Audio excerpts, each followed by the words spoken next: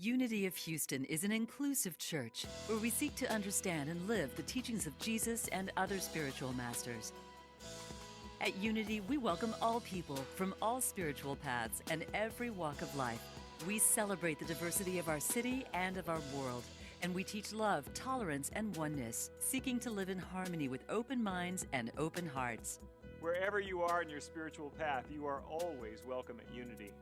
Join us and discover that the life of your dreams is already within you. Thank you for I am so thrilled to be with you, and especially to talk about one of my favorite subjects. I am so humbled by the role that I can't believe I said yes to it, to lead Silent Unity, which is, for those who aren't familiar with it, is Unity's global prayer ministry that operates 24/7, 365. Never take a day off. And I want to share with you just a little of the Silent Unity history, so you have a sense of, what this is all about and why it's treasured as the foundation of all of Unity and the heart of the Unity movement for us. Why it's so amazing to be able to carry on this mission that began in the late 1800s. And I'd like to share with you, of course, what's going on in that ministry today. How are we expanding the reach by that ministry? How are things different from when it began, and how are things the same? But I want to start with what you hear when you call on the telephone, which is one of the primary ways that you can reach Silent Unity, and that is you'll hear, "Silent Unity, how may we pray with you?" We pray as one voice, and so we're not individual people in that ministry. We're praying as Unity. And so we say, "How may we pray with you?" I heard that welcome over the phone the first time I called Silent Unity. It was when my mother turned 60, and she died when she was almost 90. So that's a while back, right?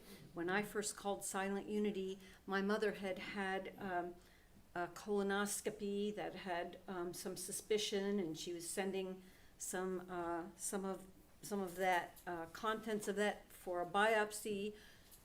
We had history in the family because her mother had died of colon cancer. So my mother at 60 years old was telling me on the phone, "Well, I've lived a good life." I'm like, "Snap out of it, Mom, you're 60. But I got scared. I got scared.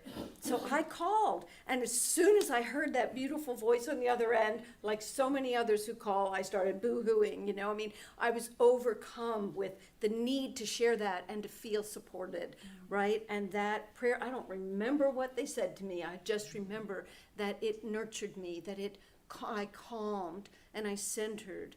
And it was one of my early entrees into the message and the potential of Unity prayer, and then I learned that my mother had called Silent Unity. She was a old school Catholic, but she had called Silent Unity when I lived at a yoga ashram, and when I was there in my early 20s, my brother developed Hodgkin's disease, and my mother was calling Silent Unity. I didn't know it till I took this role, and I'm like, "Mom, wow." So I have quite my own history with Silent Unity in my life. But just imagine the person who calls Silent Unity just after they leave a doctor's appointment and have been diagnosed with terrible health news. Just imagine the state of mind someone is calling with at that time. Or imagine the person sick with worry about their young adult child whose mental health is spiraling, and they feel terrified for their child. Or the person whose beloved pet just made its transition, right? We get pet calls. We have a whole category of prayer for pets. Pets are people, to their people, right? Or the person who's on the verge of homelessness. They have no evident channel of income. They're about to be what's the word? Evicted from their apartment. They're scared. So people call Silent Unity in the scared moments of their life. They call when they can't sleep at night because they're worrying about something, right? They call for all kinds of reasons, and they also call with celebration. They call for, to give good news. They call back and say, you prayed with me yesterday, and today I got a good report from my doctor. I just want to say thank you. So those calls are particularly sweet for a prayer associate that might take 60 calls, over a couple of hours' time, and they have a chance to take a breath with that one call, right? And to feel the value of the ministry that they perform. So this is what we do. It's what's always been done in Silent Unity. How many of you have ever called or texted Silent Unity with a prayer request? Okay, some of you have. Good. Well, I'm going to tell you how you can reach us, and I really regret that I didn't bring some slides to show, or some handouts. I wish I had thought of that, but I failed to pull that all together.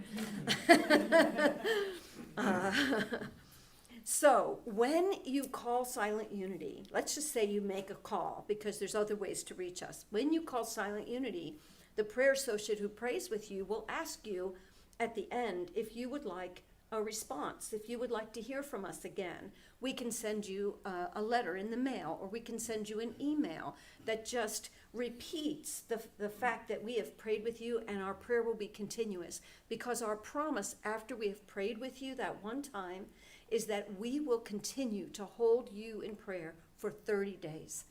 I mean, we will put your name in our prayer vigil chapel, which is an actual place at Unity Village in Missouri. It's a sacred, set-aside, small chapel reserved only for prayer vigil. The entryway to that vigil is a series of wooden doors that when you open them, they're lined with shelves.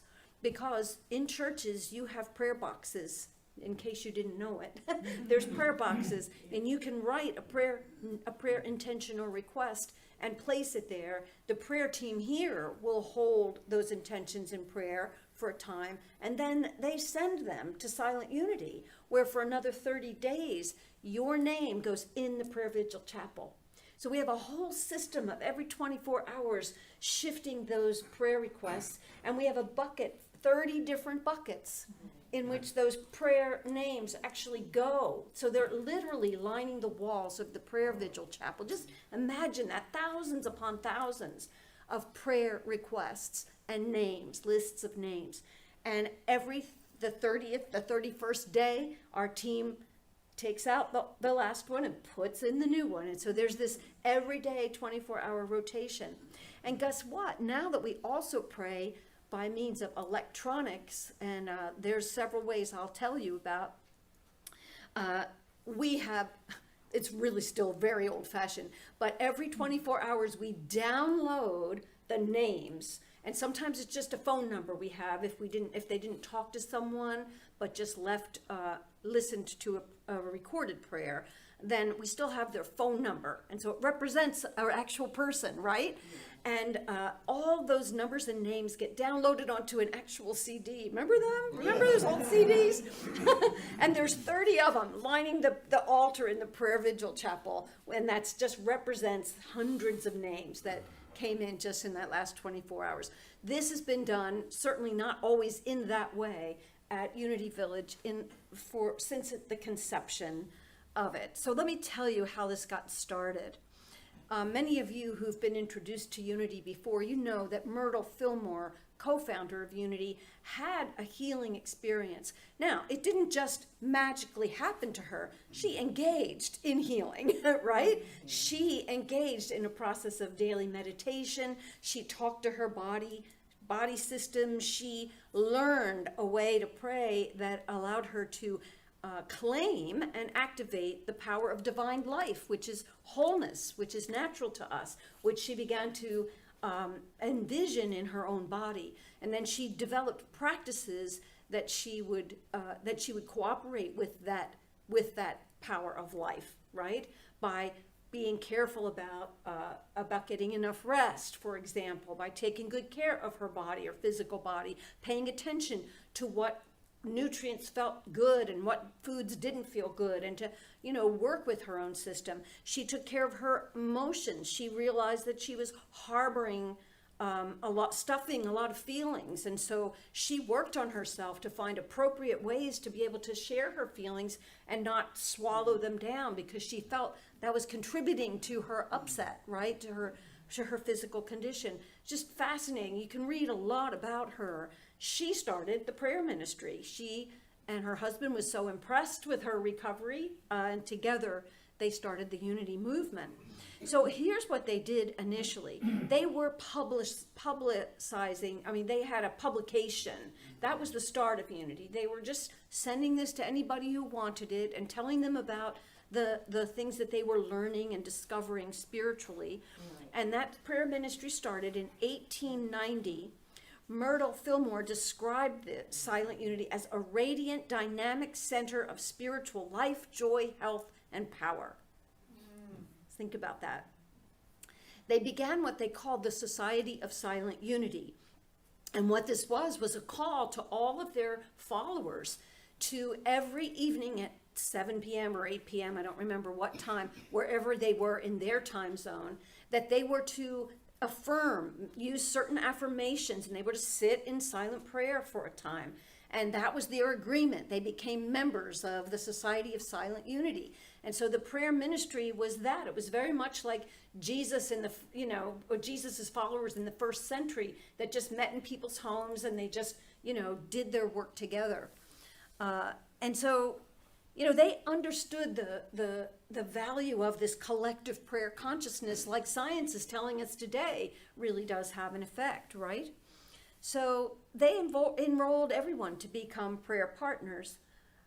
They wrote, "Those who are conscious of the power of mind and how far it transcends all material agencies must know that the effective work of the future will be done from the standpoint of what the world calls the silence." So it's called Silent Unity because meditation, being silent and open-hearted, open-minded, to be able to have revelation and realization of truth. That's the path, right? That's the path. So we don't beg, we don't sit in the prayer vigil chapel with all those things and say, oh, these poor people, look at how sick they are, and look at all these things. We don't do that any more than Jesus did that with the people he was standing in front of. He said, do you want to be well? Right? And he said, your faith does that. I'm not doing something to you. I'm not magically healing you. The power is where you are. And so the Fillmores emphasized this in their early teachings. I could go on and on about all of that, but I want to say that they started hearing from people, and it was mostly by letters because, we didn't have telephones in 1890, right? Didn't have phones. In fact, the Fillmores they were one of the first households to put a phone in their home. In the year, is that right? Yeah, 1906. They put a phone, and their line was called 725-pink. And that was the time before phones were anywhere except down at the post office, right? Where there was an operator that had to ring, ring, ring, Lily Tomlin, So they were so concerned about being present for people that they put this phone in their bedroom so they could answer this phone at any time that people called during the night. They called it their night line. Now, I don't know if this was a private line or a party line, because party lines were really the thing. I mean, even when I was a child, we were still dealing with party lines in our house, I remember as a child. In fact, it says that a private line was a lot costlier, and party lines were most common and available starting in the late 1800s, right? But by the time 1919 came around, you had the first rotary dialed phones. Prior to that, it was all switchboard. So you just think of what it took for them to set this up in their home It was so important to them. But by 1907, they also had a phone, and they had one person that they hired to take calls like during the day hours with that phone in 1907. And his name was Fayette Drake. I just know that because that's in the history, right? By 1929, the first multiple phone service was installed at Unity, and within the next almost 2 decades, we were up to 19,000 calls every day. I'm sorry, not every day, every year. That did sound like a lot. And they had so much business going on. They had 104 prayer associates at that time. I mean, just how fast that grew, how hungry people were for the message of unity and the prayer support that they could receive. Now, you fast forward half a century later, and we were up to 1 million calls annually, right? And today it's 1.3 million calls annually, which represents 3,500 to 4,000 interactions every 24 hours, right? And we're a team of about 86 prayer associates now. Yeah. So that's pretty cool, right? When you think about that, we're carrying on that same, we're continuing that vision and fulfilling that mission. And it's a really different time, because all along the prayer room was the dedicated prayer room, the phone room. It was called the phone room because that's where the calls were coming. And it was pretty much calls and letters that were the method by which people reached Silent Unity. We had a whole team, a whole department to write letters, just to do the responding letters. Well, we've automized some of that in the sense that we have the prayer associates right at their station can submit a letter that can then follow, or an email response now. But today it's a very different story post-pandemic, because once we had to close the whole campus for the pandemic, we said, whoa, we're going to have to do what we've been crawling toward. I always envisioned, I'll say that, since I got there 6 years ago, I really wanted to see us go out around the globe. I wanted to see prayer associates everywhere. I didn't want them just having to be in Missouri. Not everybody wants to move to Missouri. I'm just going to say that. Oh. Right? I sometimes call it misery. Yeah. But so we had to very quickly make some changes. And so it was almost a miracle to me. Like within weeks, we had about 60% of our team members were operating from their homes. Our IT department was so busy getting everybody set up, all the technology loaded on their laptops, and everybody connected. And within the first couple of months, we had 80% of our prayer associates working from home, where they continue to work to this day. So we have only a couple of people at any one time sitting actually in the prayer room for their assigned time. Not everybody has the conditions at home to work from home, right? Because you have to have silence. No babies crying, no dogs barking, no other people around, right? It's got to be, you have to have a seclusion, a sacred space for those calls. So it caused us to be able to do what I really could see that we could do, that is to hire prayer associates who work from home in other states, right? Yeah. Texas is a state where we can hire prayer associates, and Florida, and North Carolina, South Carolina, Arizona, Tennessee, South Dakota, and of course, Kansas, right next to Missouri. So there's a handful of states that are open for us to hire. And so we can hire people who are prayer team members in their churches or credentialed unity leaders. We have several of them. We tend to get the semi-retired ones that they're, hey, I can work part-time. So you're getting a lot of prayer consciousness, right? People who have skills and developed consciousness. We're training entirely online now, which nobody thought was going to ever be possible, because they have to be in that space, and we had all these imaginations about what it had to look like. But we found that we can do all of this successfully, because it is a consciousness work after all, right? So now, like 12 years ago, 90% of our interactions were telephone. That's how dominant. All through those decades, the phone was dominant. Well, in the last 12 years, now the phones only represent 65%, 65% of the calls, and the rest are all electronic prayer requests, right? So I'm looking at my time and saying I have to quick get to the end here. I wanted to leave you with a little more, but I will say ways that you can reach Silent Unity. I know that on your website you probably have this number, but I want to give you the local number.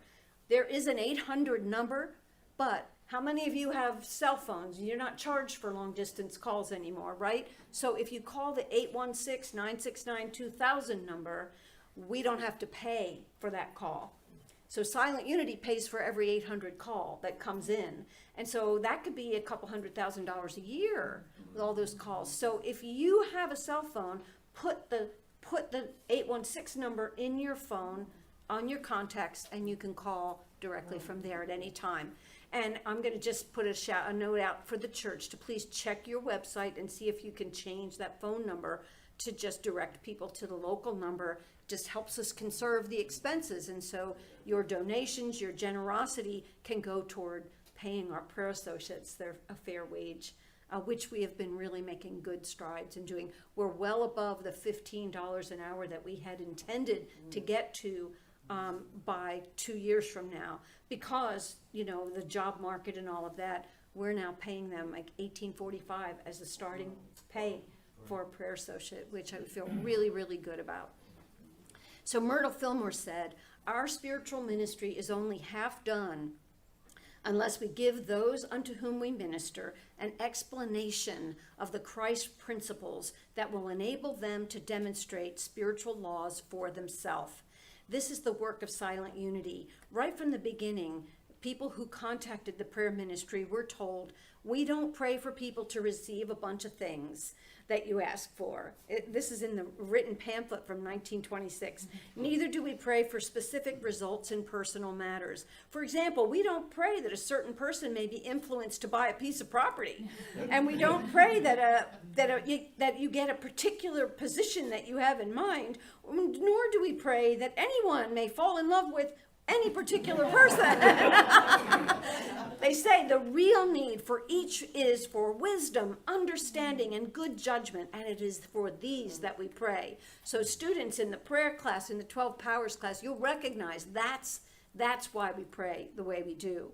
And so our work is to awaken and to plant the seed of that awakening in everyone we pray with, that they will do what happened in Jesus's presence, right? That when Jesus stood with a person in a state of realized consciousness, he knew he was the light of the world, but he didn't see that as his own assignment. He saw that as everyone's assignment, to be the light of the world. But when he was standing as the light of the world, just as the divine, right? An embodied form of the divine, which each one of us is. The person who was there seeking his help, seeking his counsel, seeking healing from him, thinking it was going to come from him, they were touching the hem of his garment. They were catching hold of that knowledge for themselves, and they were getting a glimpse of their own wondrously made nature. They were seeing their wholeness. That's how we heal, by claiming that wholeness. And that's what Silent Unity is here to support you in doing. So you can reach us by telephone, as I said. There's a You Pray app, the letter U, Pray, that is going away. But right now it still operates for iPhones. It doesn't work for the other ones, the Android phones, because the technology is outdated. We're building a new web-based app that will make it possible for everybody to use it, where you can just text a prayer request at any time, right? You'll receive an email message back from Silent Unity when you have done that. You can find us on Facebook at @BUnity, where we have a daily prayer service, a 5-minute mini service every weekday at 11 a.m. Central Time. Some Unity leader is praying for that service. And we also have a prayer vigil online, so you can join us in that prayer vigil virtually, which is what our prayer associates have to do who are working from home. They log in and they are there present in the prayer vigil virtually. Isn't it cool to be a part of the world today where we can do that, where there's no absence in that vigil? Their consciousness is right there, right on time. And by the way, our commitment is someone is always in vigil every hour of every day. A prayer associate is assigned for their half-hour slot every hour of every day through every hour during the night and day. So that's the light that shines for you. There's an actual light called the cupola above the prayer vigil chapel that's always lit, and in the evening it's this beautiful amber color light. And by the way, my father at 89 years old made a big stained glass replica of it that's hanging inside that chapel. So when the light of the day streams in, the amber glow of the windows shines through, and it's just a remarkable gift that he gave to us. Anyway, I wanted to read you one more thing. Do I have a minute to do that? This comes from the book that my beautiful daughter Alicia Whitsett co-authored with me that came out in early 2021. And we have a number of affirmations in here. And this one is an affirmation to recognize your worth, because I think there's nothing more important for us than to get over the misperception that we don't have value, the misperception that we're not enough for this world. You know, it is our sufficiency that we need to affirm so that we can actually shine a light, right? Because we're not here to be dim bulbs. We're here to shine the light. All right, so just join me. You can close your eyes if you'd like. Affirmation to recognize your worth. Centered in my awareness of an infinite source and universal mind, I breathe and know I am enough. I am enough of power, wisdom, and strength. I am enough of understanding, order, will, and release. I am enough of faith, zeal, imagination, and life. Although I am not all of God or source or mind all at once, I am enough of that infinity, enough for this moment of need and realization. Whenever my personal memories give me the false impression of not being enough, I turn from my past and I claim my divine identity. Whenever I interpret the words or actions of another as a judgment of my inferiority, I choose to disclaim my errant thoughts in favor of the truth that I am enough. Whenever I experience a failure, setback, or disappointment, I remind myself that I am courageous enough to strive for fulfillment. I affirm my strength of character to know that every circumstance and every experience appears for love. Love is the great magnet of the universe, my calling to be unified and whole in every experience, whether I would be labeling it good or bad. I am enough of divine love for everything and everyone I encounter every day. I am. And so it is.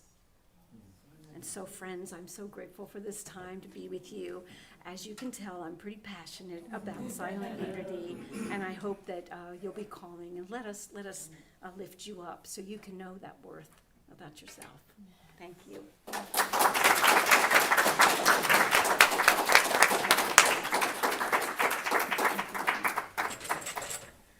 Reverend Linda, I want to say on behalf of all of us, thank you for your powerful ministry in this world and all the good works that you're doing and that Silent Unity is doing. I'm grateful that we are all connected with Silent Unity, and I know people who say, we talk a lot about prayer partners, having a prayer partner, and sometimes we get sad, like, I don't have a prayer partner. How come you have a friend that you talk to? Well, some people say Silent Unity is their prayer partner, and that's how they use Silent Unity and call and know that there's always a friend on the other line, though we don't know the person's name, that they are one with us in that consciousness of unity. And I just love being at Unity Village. I like to walk around at night, and you said that cupola, you can see it pretty much from everywhere on campus, and it's like a lighthouse, and you just know that prayer is being held there, like you said, 24 hours a day, 365 days a year, that people are holding that consciousness, and to me it's just such a blessing and just so effective, and just that we have that history, that we have that long connection with this continuous prayer. And the other thing I love about Silent Unity is it's available to all walks of life. I mean, it's not just Unity people by any means. It's people from everywhere, all types of people. And we're Our mission is we pray with everyone who asks. That's it. We pray with everyone who asks. Yeah. One of the things that I find really beautiful about the intention of Silent Unity, like you had shared when a prayer associate answers the phone and says, Silent Unity, how may we pray with you? That idea of praying with you. Would you talk about that? Yes. We don't pray for you, and really that's not always understood. I mean, there are occasions when a prayer associate has to kind of invite somebody to be in the prayer with them, because they'll say, well, you go ahead and pray, I'm going to wash the dishes. And they don't, they're like, you're the channel to God and I'm not. See, that's not our message at all. But, but again, we pray with everyone. So we have a high tolerance for all those lacks of understanding. But our prayer hopefully is teaching them. That's what we say. We're not here to instruct them. We're not here to lecture to them. All of that, we pray. That's our work. We pray.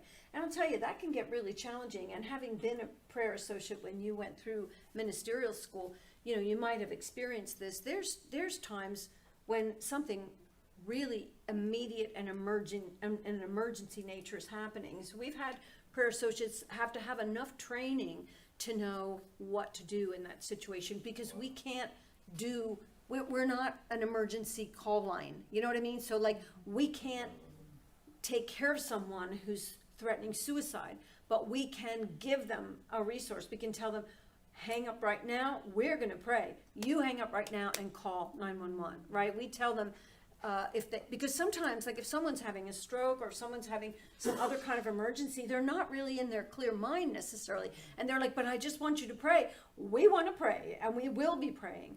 You need to take some action now. Like one person was afraid somebody was breaking into their home right then. And I'm like, but we're just going to pray. What are you going to do?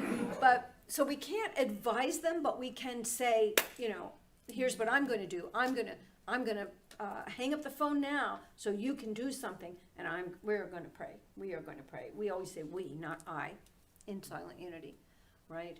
But we have a very clear mission, and it's a very contained mission. We don't do all things, we pray. That's our mission. We pray. Yeah. Can you talk about responding to large tragedies where you have a lot of calls coming in? Oh, yeah. The colloquial knowledge in Silent Unity is that we often know something's happening before it's on the news, because people will call immediately when they see something or when they are experiencing something. So, 9/11 is still the big historical pointer to that particular thing. The January 6th event was another one that was really big. I don't need to list all the tragedies, but they and you just think about prayer associates taking those calls all day long or all evening long or whatever, over and over and over again, the same people scared and the same situation, having to pray about it. And, they work very intently to keep their own consciousness lifted and to stay.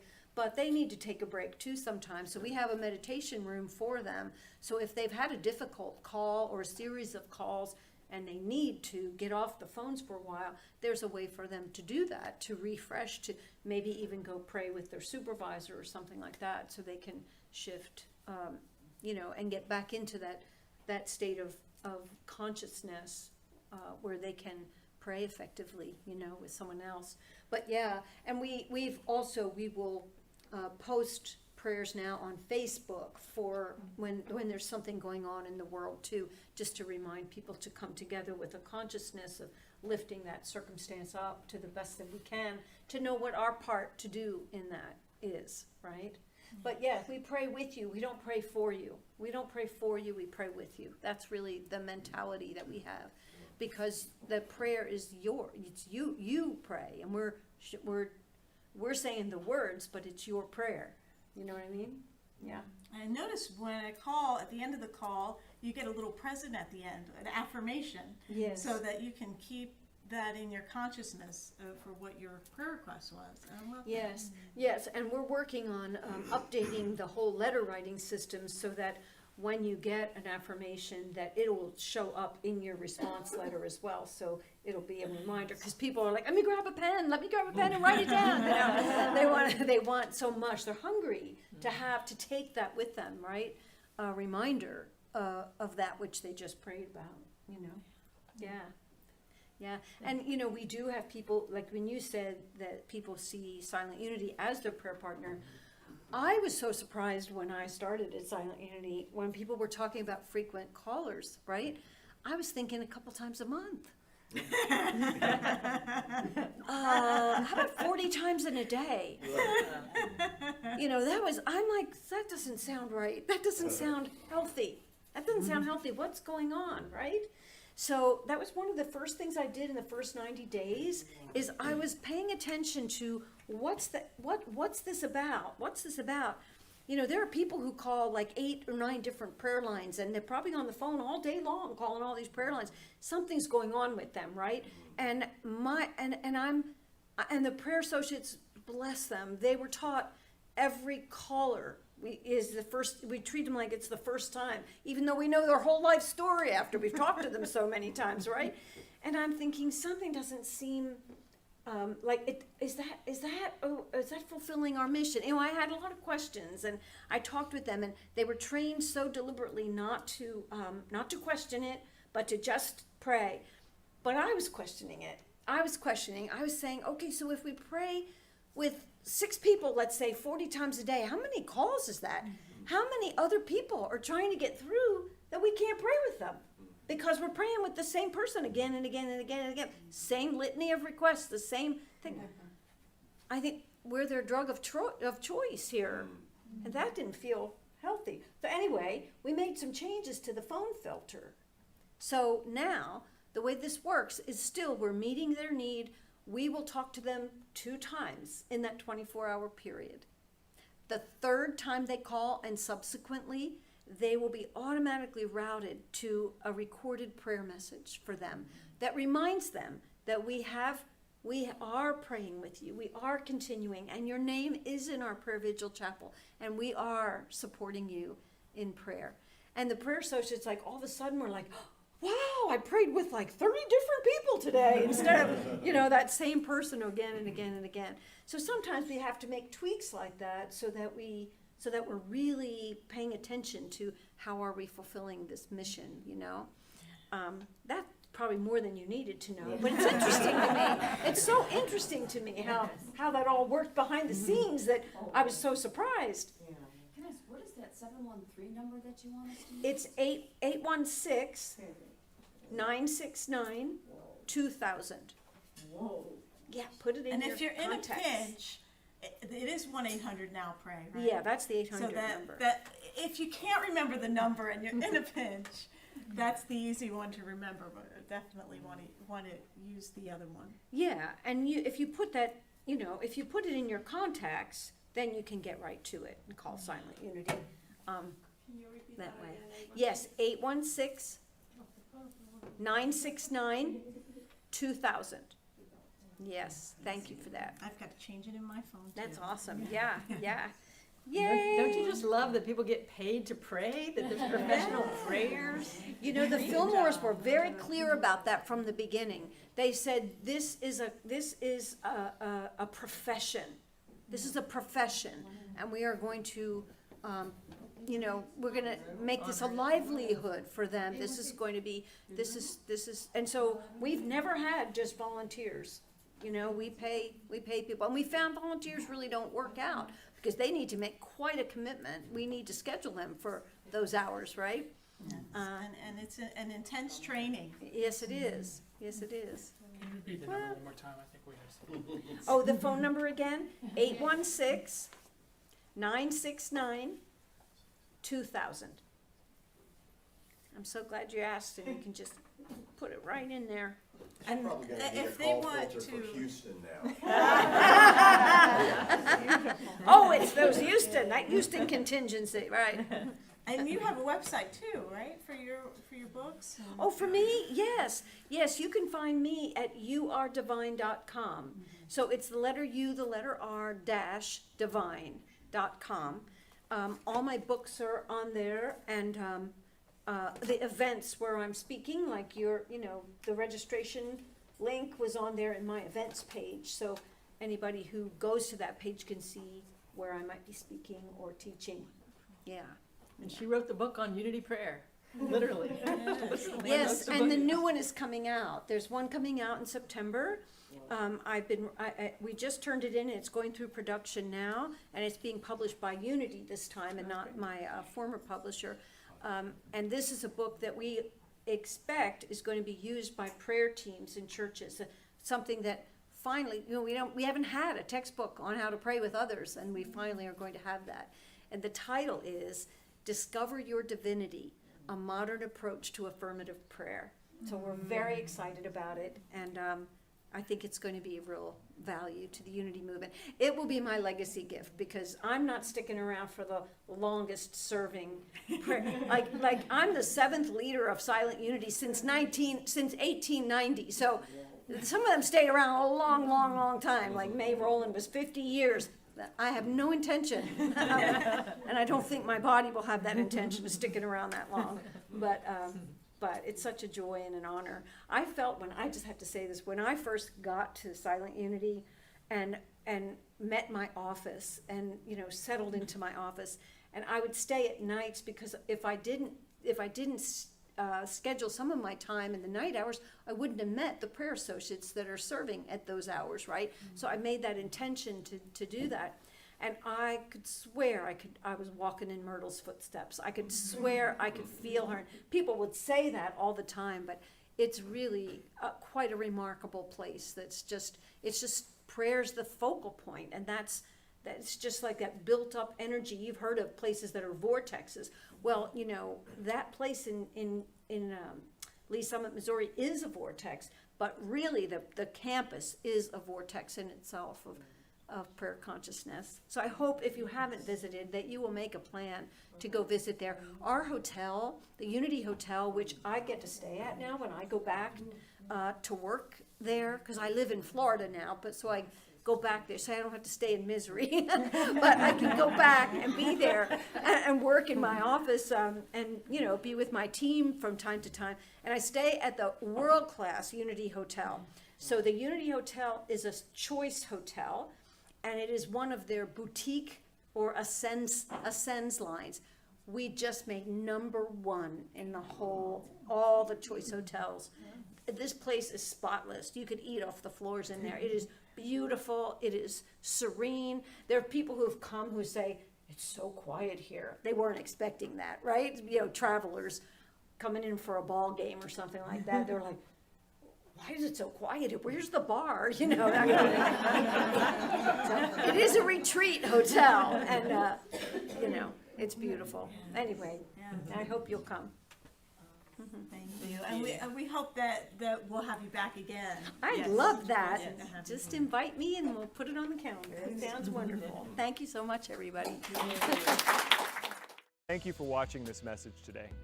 I'd like to invite you to join us in person here on campus at Unity of Houston for Sunday morning or Wednesday evening services. If you can't be with us here on our campus, you can still join us live on Facebook or on our website, unityhouston.org, Sunday mornings at 11 a.m. Central.